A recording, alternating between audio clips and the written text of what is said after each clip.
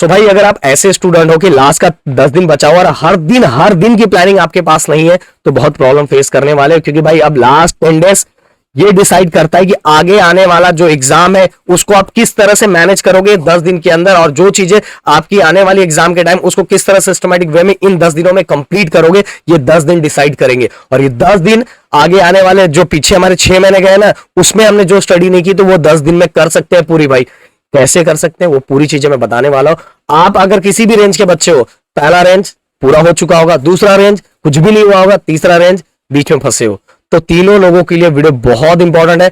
फिर से बता रहा हूं, प्लानिंग हर दिन की होनी चाहिए, हर टाइम की होनी चाहिए। हाँ, बट ये आपको नहीं बताऊंगा कि आपको कैसे कितने बजे क्या क्या करना है, क्योंकि कितने बजे वाला आप टाइम नहीं है।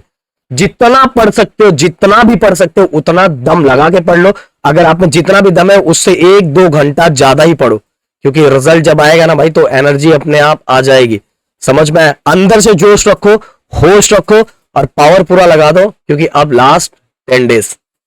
सबसे पहली बात भाई देखो, मैं हर दिन वाइज बताने वाला हूं आपको सब्जेक्ट को, अपना जो एग्जाम का टाइम टेबल उस वाइज कैसे कवर करना है वो मैं इस वीडियो में कवर करने वाला हूं। तो सबसे पहले आप टाइम टेबल देख लो।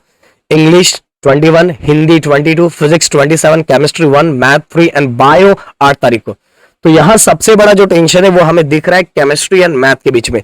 इसमें बस एक दिन का गैप है, एक दिन का गैप है, बस समझ में आया? एक दिन का गैप है। अब हम आ जाते हैं, आप अगर आप बहुत स्कॉलर हो, आपका पूरा कंप्लीट हो चुका है, तब तो आपको ये देखने की जरूरत ही नहीं, क्योंकि आपने हर चैप्टर कंप्लीट कर दिया होगा।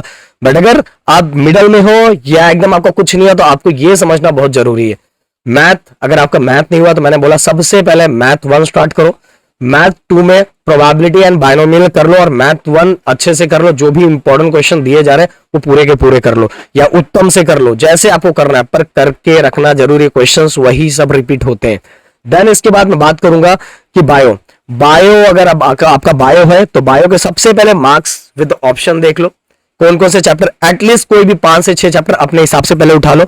अगर अपने हिसाब से नहीं उठा सकते तो ऊपर के 4, देन 8, 9, 10, 11 इसमें से भी कोई 2-3 ऐसे 4-2-3 उठा लो अपनी मर्जी, जो आपको अच्छे से आता है। और जो नहीं आ रहा है, जो अगर मान लो 4-5-6 चैप्टर आ रहे हैं पर उसमें भी थोड़ा थोड़ा कंफ्यूजन है, तो एटलीस्ट उसके डायग्राम से रिलेटेड 3-3, 4-4 पॉइंट्स, ओके, और जो बच रहा है उससे रिलेटेड उसको देख लो, उसमें थोड़ी थोड़ी चीजें समझ लो। या कोई आपका दोस्त है जो आपके उस चैप्टर के बारे में थोड़ी थोड़ी चीजें बता सकता है, क्योंकि वो स्टोरी के फॉर्म में बताएगा तो आपको थोड़ा थोड़ा याद रहेगा, तो उससे रिलेटेड चीजें लिख सकते हो। ऐसे ऐसे करके भाई अपने बायो को भी कंप्लीट कर सकते हो। इसके बाद आप केमिस्ट्री की बात कर ले। केमिस्ट्री को 2 ही पार्ट में डिवाइड कर दो, एक केमिस्ट्री 1, केमिस्ट्री 2। केमिस्ट्री 1 में आप, अगर आपको केमिस्ट्री 1 सिंपल लगता है, जैसे ज्यादातर लोगों को ऑर्गेनिक केमिस्ट्री बहुत हार्ड लगता है, रिएक्शन वाला पार्ट, भाई देखो रिएक्शन वाले पार्ट के बहुत सारे ऐसे क्वेश्चंस हो जो बार बार वही रिपीट हो रहे हैं। अब उत्तम उठा लो, उत्तम के क्वेश्चंस कर लोगे। इंपॉर्टेंट क्वेश्चंस तो हमने एक सीरीज दे दिया, 1, 2, 3 दिन के अंदर पूरे के पूरे हम इंपॉर्टेंट क्वेश्चन ऑर्गेनिक मतलब इनऑर्गेनिक केमिस्ट्री मतलब केमिस्ट्री 1 का हम दे चुके रहेंगे, वो कर लो। उत्तम के कुछ क्वेश्चंस रिवाइज कर लो, तब तो भाई आपको बहुत अच्छा स्कोर करने से कोई रोक नहीं सकता। बट फिर भी अगर आप ऐसे स्टूडेंट के सर अपने से तो होता ही नहीं, तो आप एटलीस्ट केमिस्ट्री के स्टार्टिंग के 3-4 चैप्टर और फिर केमिस्ट्री 2 में से कोई 2-3 चैप्टर उठा लो अपने से, देखो बहुत अच्छा स्कोर कर लोगे। ओके, फिर केमिस्ट्री 1 में जो न्यूमेरिकल्स है उसके फॉर्मूले उसको कैसे पुट करते वो देख लो। जो डायग्राम्स है डायग्राम की प्रैक्टिस कर लो, उससे रिलेटेड चीजें लिखना सीख लो। न्यूमेरिकल्स पुटिंग कैसे वो थोड़ा बहुत समझ लो। ओके, और जो क्वेश्चन बार बार रिपीट होना वो इस तरह से। अब फिजिक्स की मैं बात करूं तो फिजिक्स 1 के एटलीस्ट 4 से 5 चैप्टर आपने स्टार्टिंग में किया होगा, जब स्टार्टिंग में जोश में रहते, तो 3-4 चैप्टर फिर से रिवाइज कर लो। और फिजिक्स 2 का जो भी आपको अच्छा लगे, जैसे कि आप मैग्नेटिक मटेरियल हो गया, अगर सेमीकंडक्टर हो सकता है आपसे तो कर लो, तो 2-3 चैप्टर नीचे के कर लो, ऊपर के 3-4 चैप्टर कर लो। न्यूमेरिकल्स अगर आप कर सकते हो तो कर लो, अगर नहीं करने आ रहा है तो भाई सबसे पहले थ्योरी वाला पार्ट ही करो। और जो बड़ा डेरिवेशन है वो एक ही डेरिवेशन, मतलब वो डेरिवेशन क्वेश्चन हम सेक्शन सी में आने वाला है 3 मार्क्स के लिए। तो सबसे पहले जो आप कर सकते हो वो करना स्टार्ट करो, अगर वो कर ले रहे हो तो आगे बढ़ो। इस तरह से प्लानिंग करोगे तो कुछ होगा। अब आगे चलते हैं हम लोग, अब कैसे करना है। 11, 12, 13, 14, 15, 16, 17, 18, 19 हम ऐसे समझ के चलते हैं। हमारा इंग्लिश का पेपर 21 को है। 11 को क्योंकि हमारे पास मैथ के लिए बहुत कम टाइम है, तो मैं आज के दिन को छोड़ देता हूं, पर आज के दिन को भी आप ऐड कर लेना खुद से, जैसे आपने डिजाइन किया हुआ।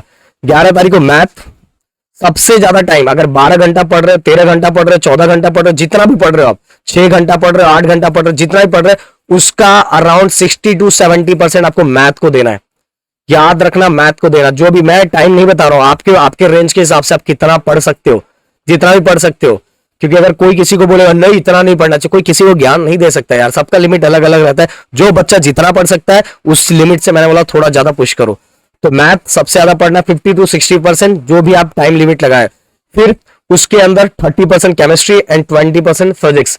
और मैथ को जो ज्यादा आप जैसे टोटल टाइम मतलब मान लो 10 घंटा पढ़ने वाले, 10 घंटा में से मान लो 6 घंटा आपको मैथ पढ़ना है, 3 से 4 घंटा मैथ 1 पढ़ो, और उसके बाद जो टाइम बच रहा है मैथ 2, और बाकी मैंने डिवाइड करेंगे। जैसे आप मान लो, अब चलो मैं आप बता देता हूँ, 10 घंटा पढ़ने वाले, 10 में से 6 घंटा आपने मैथ ले लिया, और ये 6 घंटे में से आपने 4 घंटा मैथ 1 को दिया और 2 घंटा मैथ 2 को दिया। या तो मैथ 1 हो चुका है तो आप उल्टा कर सकते हो, मैथ 2 को 4 घंटा दे सकते हो, मैथ 1 को 2 घंटा दे सकते हो। इसके बाद आपके पास जो 4 घंटा बच रहा है, 4 घंटे में से ध्यान दो, आपके पास टोटल अभी भी 4 घंटा बच रहा है, तो 4 घंटे को फिर से डिवाइड कर सकते हो केमिस्ट्री एंड फिजिक्स। तो केमिस्ट्री में आप ले सकते हो उसको अराउंड 2-3 घंटा केमिस्ट्री ले सकते हो, या तो 2 घंटा केमिस्ट्री ले लो, 2 घंटा फिजिक्स ले लो, इस तरह से डिवाइड करो तो वो केमिस्ट्री एंड फिजिक्स भी होता जाएगा। देन अगेन 11, 12, 13 तारीख को यही सेम रूटीन को फॉलो करना है। उसमें ही आपको न्यूमेरिकल्स भी देखना है, पर सबसे पहले थ्योरी वाला पार्ट देन न्यूमेरिकल, थ्योरी वाला पार्ट देन न्यूमेरिकल। देन 14, 15, 16 इसमें सबसे ज्यादा जो, जैसे मैंने अगर 10 घंटा पढ़ रहे हो तो सबसे ज्यादा आप टाइम देना है केमिस्ट्री को।